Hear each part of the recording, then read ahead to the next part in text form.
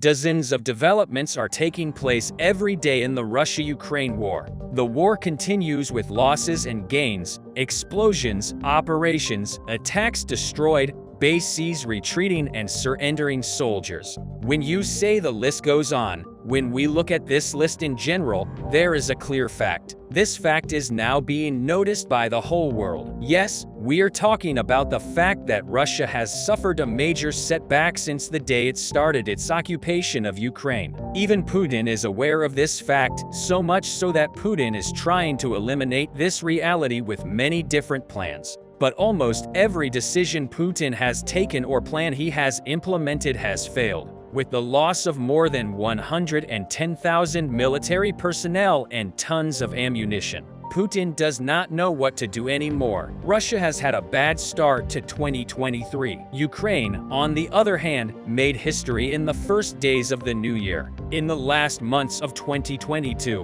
the war intensified on the eastern and southern fronts. The smoke rising over these regions continues to appear in the sky. Fierce clashes are taking place, especially in Donetsk and Luhansk Oblast and the cities connected to these regions. Putin has been trying to seize these important Ukrainian regions, but without success. In the first week of the new year, Putin targeted Ukraine with several new plans. But these plans completely turned against Putin and the Russian army with a strategic move. The Ukrainian army foiled almost all of Russia's plans. Dozens of Russian tanks and missiles were destroyed by the Ukrainian Air Force. Before detailing this important Ukrainian operation, let's talk about Putin's plans. Russian leader Vladimir Putin is making moves to move the fighting on the Ukrainian border into Ukraine. That's why the fighting has intensified in the town of Bakhmut in Donetsk Oblast, through the city and Lemon and other cities in Donetsk Oblast.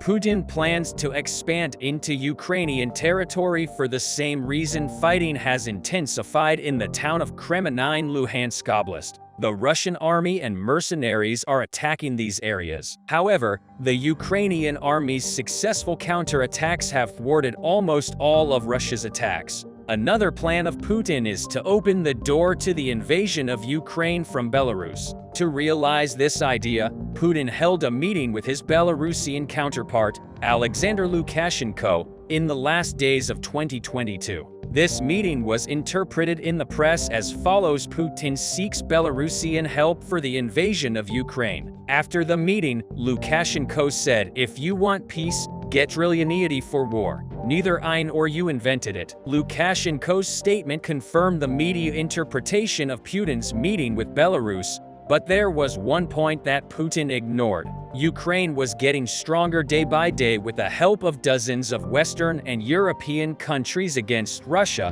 which was asking for help from one country. Ukraine is showing this strength by upsetting Putin's plans. Another plan Putin has in mind is to discourage the resistance of the Ukrainian people against the occupation. With this in mind, Putin is carrying out a series of attacks on civilian areas. Although these attacks are aimed at breaking the morale and motivation of the Ukrainian people, Putin has not succeeded. After each Russian attack, the Ukrainian people show stronger resistance against the invaders. The people and the army are increasing their support for President Zelensky. Every day, Russia, which cannot succeed with its soldiers on the front line, cannot succeed in its attempts to break the morale and motivation of the Ukrainian people. We have already discussed Russian leader Vladimir Putin's unsuccessful plans to prevent the setback of the invasion. Now we can discuss in detail the extraordinary offensive of the Ukrainian army that will go down in history. In the first days of the new year, Russia moved to reinforce its positions in the town of Kremenny, Luhansk Oblast. Military personnel and equipment were increased in this area, but the Russian army did not know that it was under Ukrainian civilians. Ukrainian intelligence units are watching Russia's almost every step. Ukraine, therefore, had some information about the preparations in Kremlin. Russia's preparations were complete and missile attacks on Ukraine had begun. But there was an unexpected development. The Ukrainian Air Force had deployed air defense systems in several areas to destroy Russian missiles aimed at the Donetsk and Luhansk regions. With the activation of these systems, the Ukrainian skies turned into an iron dome. All missiles launched by Russian troops were destroyed by Ukrainian air defense systems.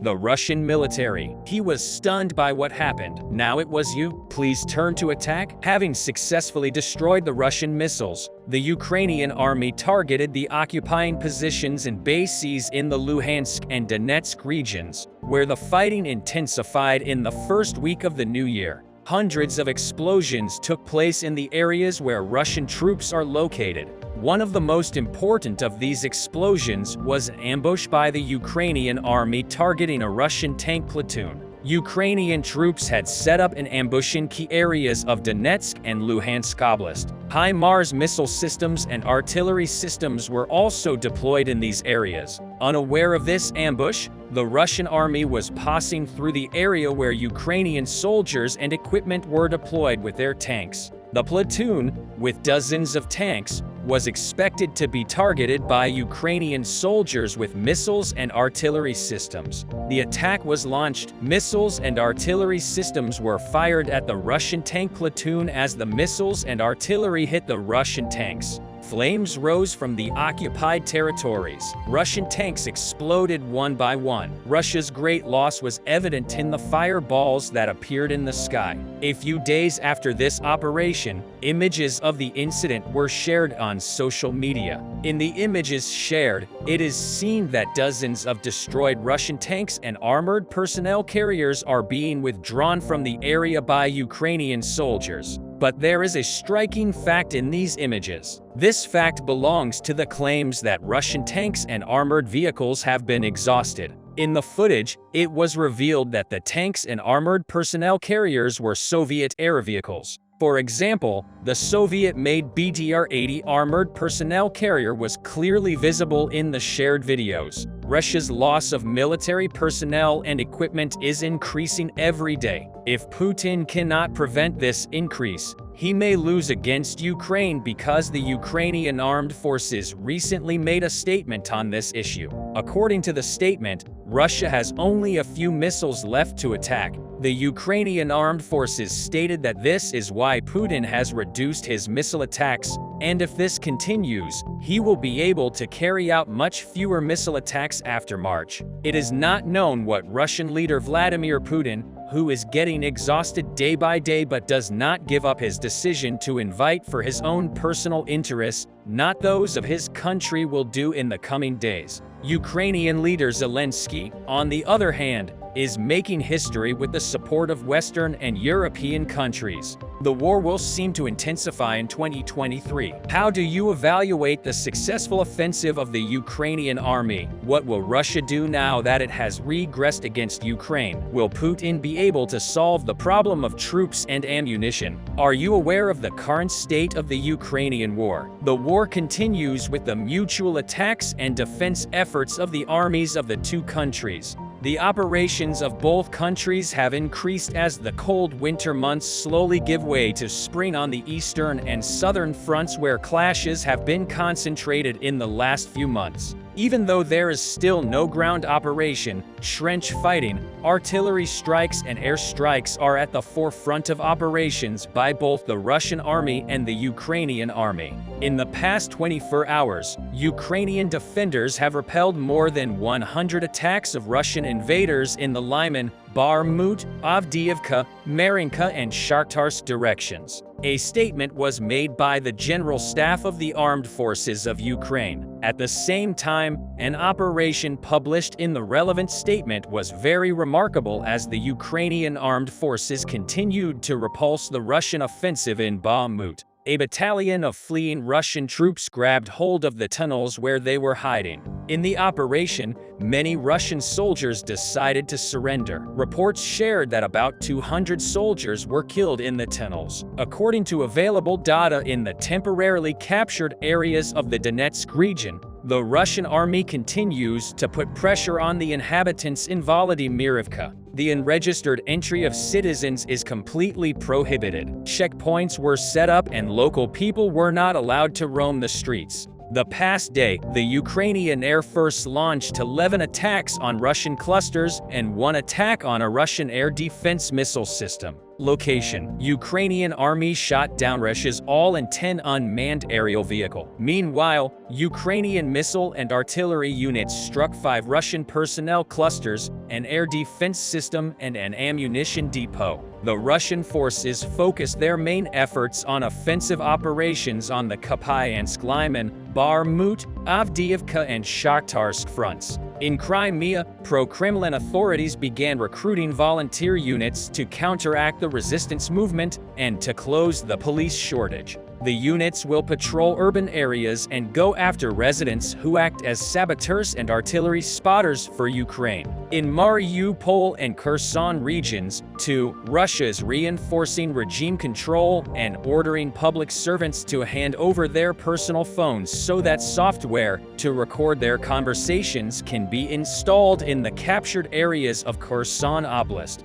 Representatives of Russia conduct large-scale searches of residential premises and conduct telephone checks. Russian authorities accelerated mandatory passporting in seized territories, further emphasizing the link between Russian passports and access to services. From March, pensions and other social benefits will be available only to those with Russian documents. Vehicle owners in the Russian army-controlled provinces of Luhansk, Zaporizhia, and Kherson are also forced to re-register their vehicles under Russian law. This process requires a Russian passport. Russian army officials said they would confiscate cars without a Russian license. As Russia continues to bombard areas liberated by the Ukrainian army, the military administration of the city of Kupiansk declared a forced evacuation of civilians in Kupiansk-Chromata, about 70 miles from Kharkiv. Ukrainian authorities also continued to document war crimes since the war that began in February 2022, exhuming the bodies of tortured people in liberated areas and collecting evidence from detainees in detention centers.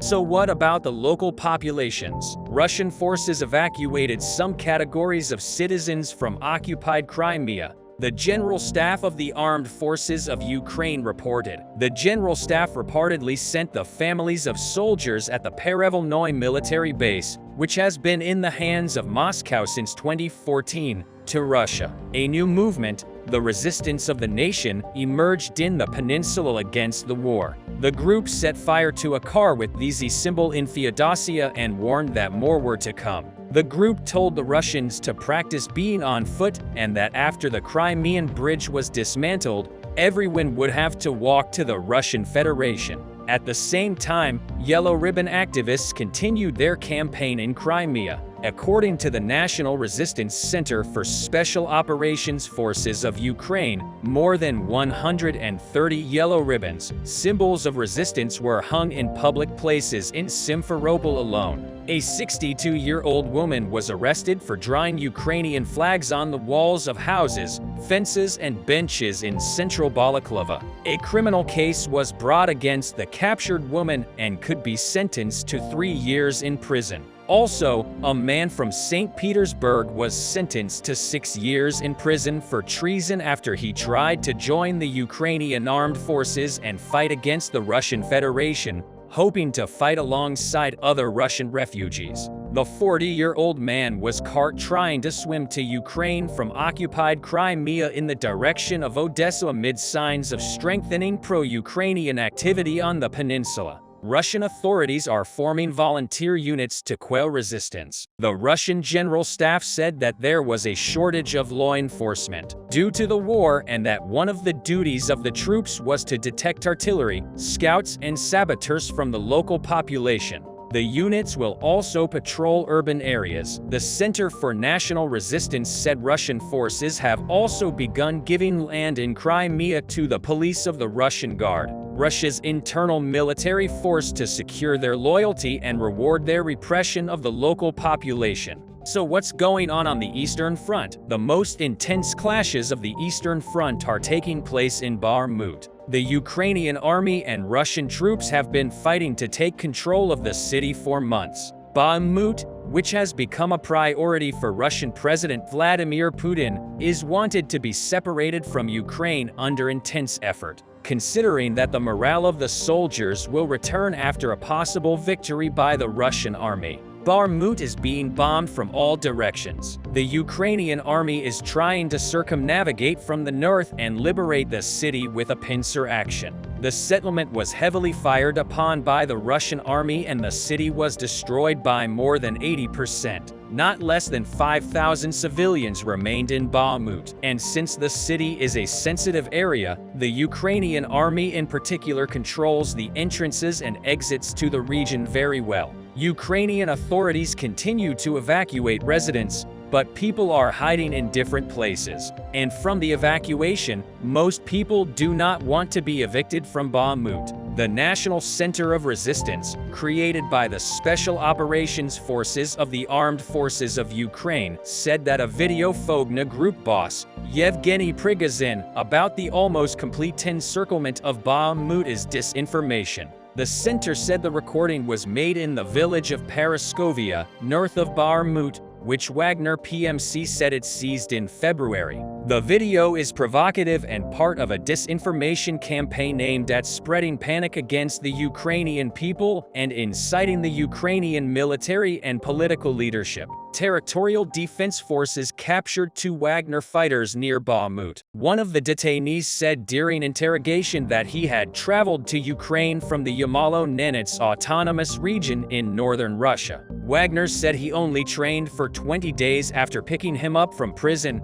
where he was jailed for attempted murder and robbery. Another Wagner mercenary said he came to the war from the Amur region in eastern Russia. During interrogation, he told Ukrainian forces that he was unaware that he was fighting in Bakhmut on the Avdiivka front. Another important point of the Eastern Front, the Russian forces suffered significant losses. An untrained regiment mobilized from Irkutsk Oblast was almost completely eliminated. The mobilized soldiers said that the commanders rescued the soldiers from the self-declared Donetsk People's Republic with minor wounds. But those who were seriously injured and killed in Irkutsk were left where they were. The commanders did not want to risk the lives of other soldiers in a rescue attempt and were afraid of losing their military equipment. Further evidence of Moscow's decline on the Avdiivka front can be seen in a video of Russian women whose husbands and brothers were involved in the conflict. They said their relatives were sent to Opyatyn as part of the 1,439th Regiment and surrounded by Ukrainian soldiers. The Russian army deserted them, did not respond to requests for support, and did not allow them to leave their positions. The mobilized soldiers have been living for several days without food or water with only automatic weapons. In addition, Russia continues to carry out covert mobilization in the territory of Ukraine, which it controls in Horlivka, Donetsk Oblast. Russian forces planned a new wave of mobilization regarding the military enrollment of men born between 1995 and 2005. Written instructions from the Russian Army administration were given to the heads of all educational institutions. These efforts of the Russian army to win the war are insufficient. The notables of the Russian military and President Putin need to understand that despite the state-of-the-art Western weapons supplied to the Ukrainian army, they cannot win the war with too many soldiers. These efforts by Russia will only lead to nothing but to cut off the young generation from life and undermine the future of Russia. Ukrainian soldiers are fighting in sodden trenches to repel Vladimir Putin's endless waves of expendable troops in the hellish Battle of Bakhmut in scenes reminiscent of the First World War. For months, Kyiv's armed forces have been bravely holding back an onslaught from Russia's military and Wagner mercenaries. Moscow has sent thousands into the maw of Ukrainian machine guns, with troops charging across a muddy hellscape strewn with the corpses of their own comrades and into Kyiv's trenches. But the pressure is starting to take its toll, with reports on the ground saying Bakhmut is now encircled from the north, east and south, leaving just one escape route, a treacherous quagmire to the west. As analysts warn that is it only a matter of time until the city falls. The British Ministry of Defense said today that Ukrainian forces are likely to have stabilized their defensive perimeter as they prepare to make a final stand, with trenches dug and bunkers built. The fighting is hauntingly reminiscent of the First World War's most brutal battles, when the Allies and German empires sent wave after wave of soldiers against each other's trenches and machine guns, losing thousands of troops for each marginal gain. Both sides were forced to fight in mud, sometimes chest deep, and slog across open fields under withering fire for months. As was the case then, pictures from Bakhmut and the surrounding region in recent days show Ukraine's soldiers crouching down as they engage in trench warfare, sometimes running through knee-high water. Snipers and heavy gunners peer down their scopes through barren forests, aiming in the direction of Russia's advancing positions, looking for any signs of movement. Meanwhile, the noise of thumping artillery permeates the region, with images showing Ukrainian troops covering their ears as they fire off round after round. The injured are carried off the battlefield on stretchers to army ambulances, which then must be driven west over treacherously muddy fields. Such scenes recall the brutal fighting in the First World War, which in its early years saw waves of German soldiers crashed against the defenses of the Allies. These roles were later reversed, as the German Empire defended against the Allied advance, desperately clinging on to the territory its armies had captured. The fighting for Bakhmut recalls the Battle of Verdun in particular. A vast German army moved against a smaller French force to seize the city in what would become the longest campaign of the war, lasting for 302 days. Each side suffered hundreds of thousands of casualties and territory changed hands several times. Like Bakhmut, the value of Verdun from a tactical point of view was not viewed as being high enough to justify the vast losses suffered by the attacking Germans.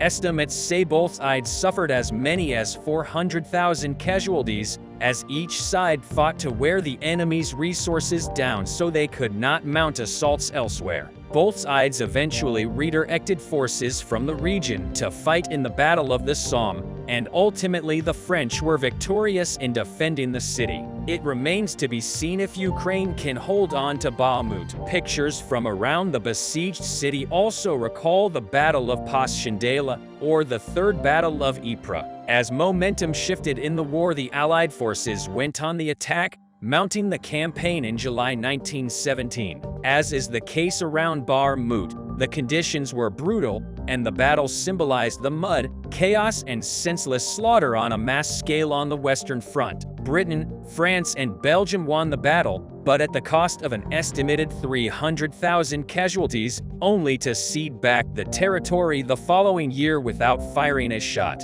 In what has been likened to a First World War meat grinder, Russia's generals and Wagner PMC have sent wave after wave of soldiers crashing against Ukrainian defenses, resulting in tens of thousands of casualties. After 10 months of fighting for the city, during which the front lines barely shifted, Moscow has finally started to make gains in recent weeks. Analysts say it is only a matter of time before Putin takes control of Bakhmut, which may say would offers a more symbolic victory than a tactical one. While Ukraine has said it is determined to defend Fortress Bakhmut, reports and some videos suggest Kyiv's forces there are making a steady retreat from the city, as the cost of their own forces becomes too great. With Russia now controlling the flanks, analysts fear Ukraine's losses have started to rise, with their losses already high for a city deemed tactically insignificant. Some suggest that Kyiv is fighting to wear Russia's numbers down as in the Battle of Verdun so that they cannot continue their assault,